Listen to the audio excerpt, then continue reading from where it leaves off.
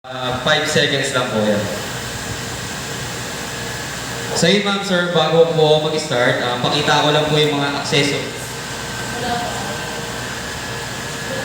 So ito po yung mga kasama sa package ma'am sir. So meron akong HDMI for the audio visual. Then A to B USB for the touch interactivity. So later on ma'am sir, papakita ko po paano po ito gamitin. Then next, we have two types of pen naman po. So ito po yung pen natin. So magnetic naman po siya ma'am sir. So ilagay lang natin siya dito ma'am sa bandang gitna po. So ito po siya.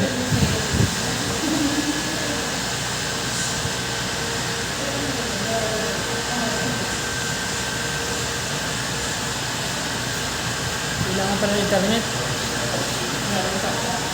So next, once na in-open po natin si HD Focus ma'am sir, so makikita po natin yung mga buttons natin. So first, meron tayong whiteboard. So with the whiteboard ma'am, so ito po si built-in whiteboard. So with the built-in whiteboard ma'am sir, meron po kami tinatawag na object recognition. So meaning ma'am sir, kahit ano pong ipag-touch natin sa board, basta manipis ma'am, na-recognize na po yun as a pen.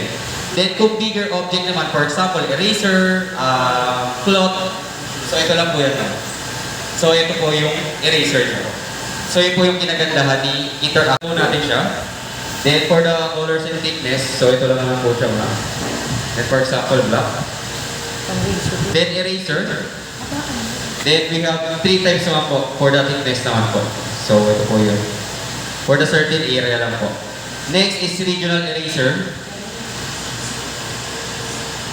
Next, we have undo and redo naman po.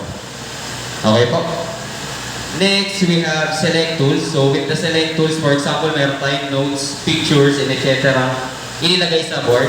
For example, ito ma'am. Then gusto natin siyang i-move. Pwede naman po. Then pwede natin siyang i-resize as well. So yun po siya mga sir. Next, we have 2 types po para sa touch natin sa board. We have single touch. So ito po si single touch ma'am, meaning dito, so meaning, once na naka-single touch lang po tayo, so maximize natin yung board natin. So, ayun na, scale lang natin siya or i-move lang natin. Then, mag-right lang po ulit tayo. Then, we recommend ma'am sir na gamitin natin si multi-touch. So, with the multi-touch ma'am, up to 20 point touch simultaneous din naman siya. So, yan po siya. So, pwede naman tayo sabay-sabay sa. So, yun yung kinagandahan ng multi-touch po. Next, clear all slide. So, ito po yan. Pagdating naman po sa pages, ma'am, sir, pwede po tayo mag-add ng pages. So, click lang natin yan. So, pagdating naman sa pages, ma'am, sir, unlimited pages naman po tayo. So, wala po tayong magiging problema. Then, sir, ma'am, paano po natin babalikan yung mga tinakal natin notes? So, meron tayong previews and then next. Then, click lang natin yung middle ma'am para mas mabilis. Mapupunta tayo dun sa mga numbers natin. Okay po. Then next ma'am, meron tayong settings sa side. So, pwede tayong mag-open na file. For example, meron tayong dalang USB thumb drive. Then, gusto natin i-insert. Okay po. Next is save file. With the save file po ma'am, si interactive po kasi natin is meron siya 4 GB RAM, then 32 internal storage siya po. So pwede po tayo mag-save na mga tinakil nating notes or discussions ngayong araw po. Okay po. Next is QR share. So ito po yung kinagandahan ma'am. So we promote paperless technology na po. So meaning ma'am sir, kung gusto natin siyang i-save via our mobile devices, basta Wi-Fi capable po yung mga devices natin. Click lang natin yung confirm, then local, then mag-generate siya ng QR code. So ang kinagandahan niyan ma'am sir, basta same network connection lang po yung mga mobile devices natin, then scan lang natin yung QR code. So may save natin or mag-view doon po sa mobile devices natin yung tinakil natin notes ngayong araw po. So ano naman po no sir? So yun sir, kapag ka may question.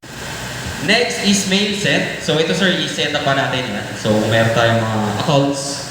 Pwede natin siyang email send. Then background. For the background ma'am, so ito po yung kinagandahan sa kanya. So pwede tayo mamili ng background, then color. Confirm. So yun po. So pwede tayo palit ng mga background sa kanya. Then, split screen. So, ito yung kinagandaan, ma'am. So, meron tayong split screen. With the split screen, ma'am, meron tayong 2, 3, 4 for the students. For example, pipiliin natin is 4. So, for example, meron tayong activities. Student 1, student 3, then student 4. So, hindi po tatagos yung tinatawag natin yung student. So, ito, ma'am, is for more on activities. So, magagamit natin siya sa activities. So, for ma'am, question. Wala naman po question. So, exit lang po ulit natin. Then, yun po. Pwede natin siyang i-save.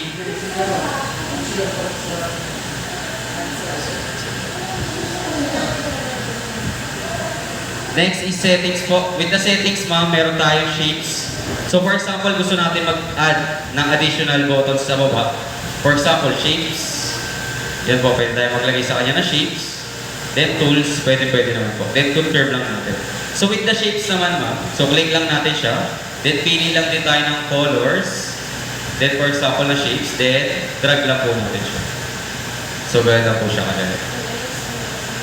Then i-move po ulit natin. Then add tayo ng shapes. Then drag lang po ulit natin.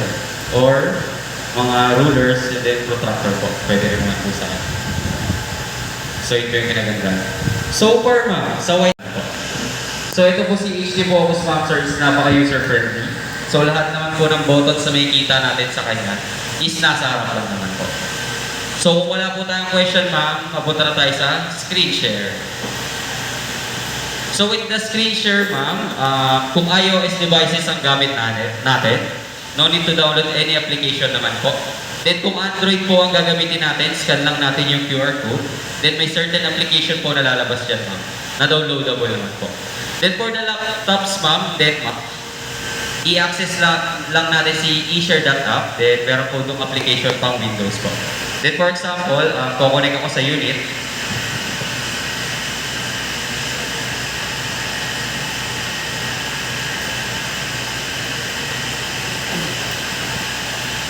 Then ito, ma'am. Take note, ma'am, si HD Focus po is naglalabas po siya ng hotspot. So first, connect po muna tayo kay Android AP. So may kita naman po natin yan sa taas. Kasama po yung password. Then kung iOS devices ang gagamitin natin, ma'am, screen mirroring.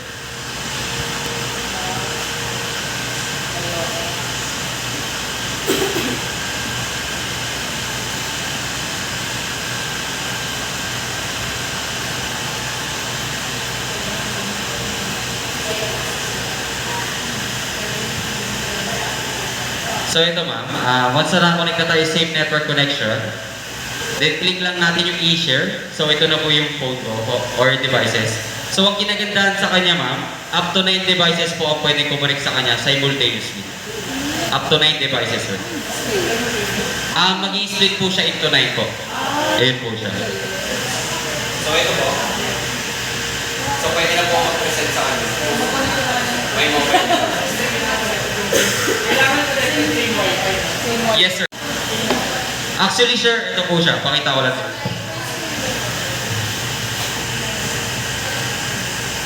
So, ito po. So, Android AP, sir. Then, may password na rin pong nakalagay sa kanya. So, ito po siya. Kamamali ko na password.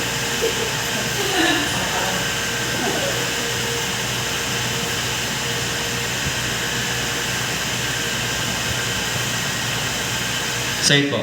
Then, explain ko lang din. Ma'am, sir, meron kaming tools sa site.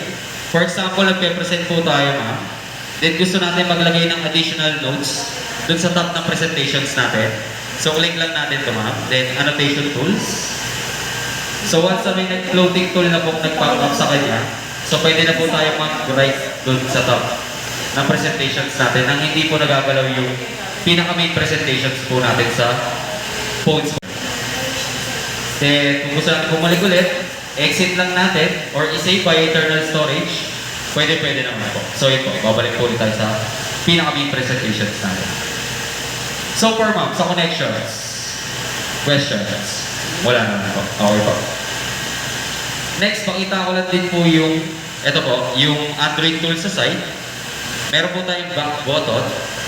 home button, and then task manager po. So yun po. So clear lang natin siya. Next is annotation tools, yung pinakita ko kanina. Then channel settings. So dito natin makikita yung mga mga devices na nakakonect kay interactive LED. So later on mapapakita ko po. Next is mga widgets lang naman po. Split screen, screen lock. So explain ko lang din po ito. So ito ma'am, yung pinakadulo is child lock po. So meaning ma'am, once na naka-on po yan, hindi po natin matatouch si LED.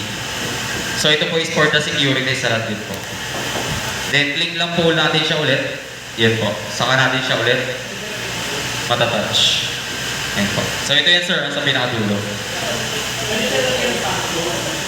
Actually sir, with the passcode, later on sir, papakita ko. Next is settings. Then home button po ulit. Then ito po yung screen record po natin. So with the screen record sir, ang disadvantage siya lang po is wala po tayong audio. So kung ano lang po yung ginagawa natin sa board, ay lang po yung record niya. Next is smart eye protection. So ito po yun. So kung gusto natin dim. So next sir is yung volume. So yun lang naman po siya. Next sir is documents. So with the documents ma'am sir, for example, meron tayong dalang USB thumb drive. So insert lang natin sa front. So ma-access na po natin yan dito.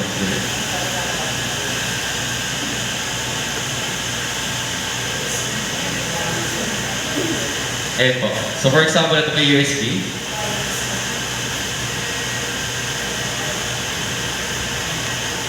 Then gusto ko mag-play ng video.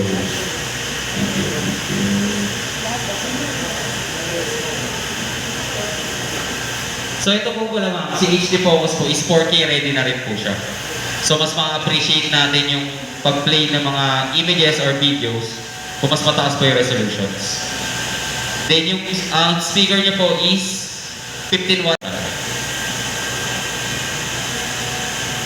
Then yung unit po natin ma'am sir is industrial type po siya. So meaning can perform po up to 24/7 naman po. Kahit wala pong batayan. Yung unit natin. So yan sir, habang nag-play ng video, pwede po ulit tayo maglagay ng notes. Then yun po, magpo-post lang yung video or mag-i-screenshot. Then balik lang po ulit tayo. Then yun po siya. So for ma'am sir, question. Wala naman sir. So ito sir. Yes sir, pwede. Ito sir. So anything naman sir, since gumagamit po tayo ng infrared technology. So anything po sir, then scratch proof din po yung pinaka-screen natin. For example, pen. Yan sir, pen.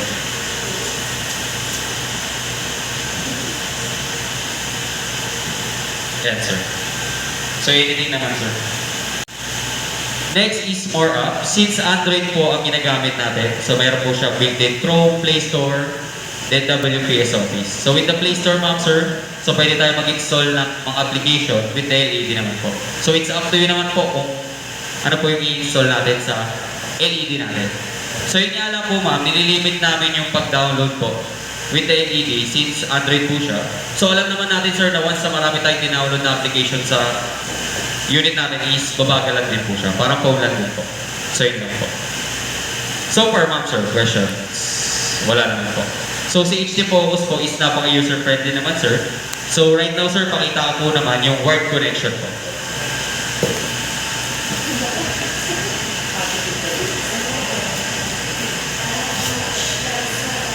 Topic ko ngayon is A to B. So for the touch interactivity. Then next is HDMI po for audio visual naman po. So meaning ma'am sir, once na kinanag natin silang dalawa. So yun sir, magiging naka-extend.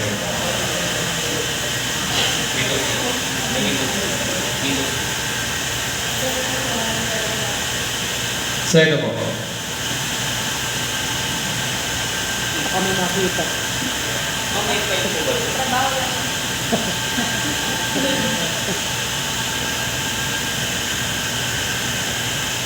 So yun po, magiging touchscreen po yung laptop natin. So kailangan lang po nakakonect yung dalawang cables.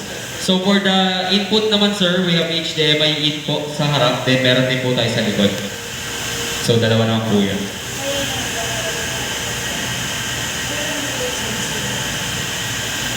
So ito na po.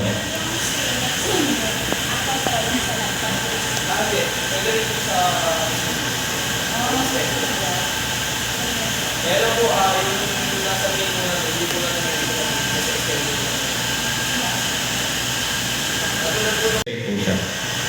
So far, ma'am, sir, questions.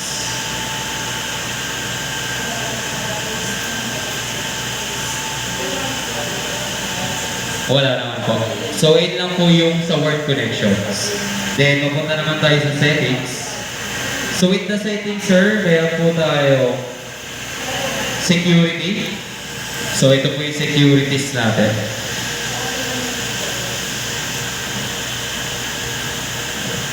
So, with the securities, pwede po tayo mag-set ng password, then unlock USB, then ito po, yung mga application po na pwede natin i-lock.